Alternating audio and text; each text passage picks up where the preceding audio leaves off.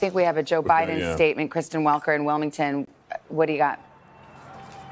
Savannah, we're hearing from the now president-elect Joe Biden. Let me read you his statement. This is just coming in. I am honored and humbled by the trust the American people have placed in me and in Vice President-elect Harris. In the face of unprecedented obstacles, a record number of Americans voted, proving once again that democracy beats deep in the heart of America. With the campaign over, it's time to put the anger and the harsh rhetoric behind us and come together as a nation. It's time for America to unite and to heal.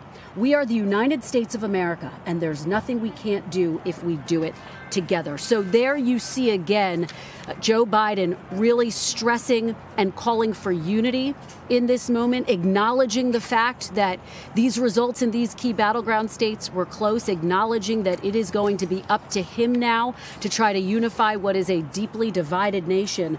In terms of the reaction that we're getting from President Trump, I think it bears reminding people and underscoring something that you said, Savannah, which is that this was not a surprise to the Biden campaign. They were prepared for this type of reaction from President Trump. In fact, they put out a statement yesterday, if I could just read that to remind people what their posture is. As we said on July 19th, the American people will decide this election, and the United States government is perfectly capable of escorting trespassers out of the White House.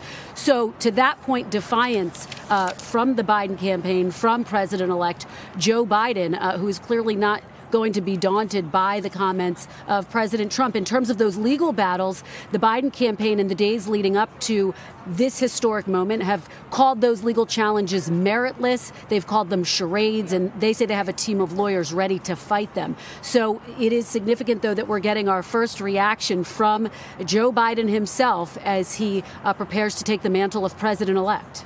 Savannah and Lester. Kristen Welker, thank you. As we look at that crowd at Black Lives Matter Plaza in Washington, D.C., near the White House. And again, you saw some of the images from New York. One person described it to me as very much like the saluting the medical heroes that was a part of the COVID response. People on balconies and out of their windows celebrating. Again, these are images coming from obviously two very blue parts of this country, but a lot of passions.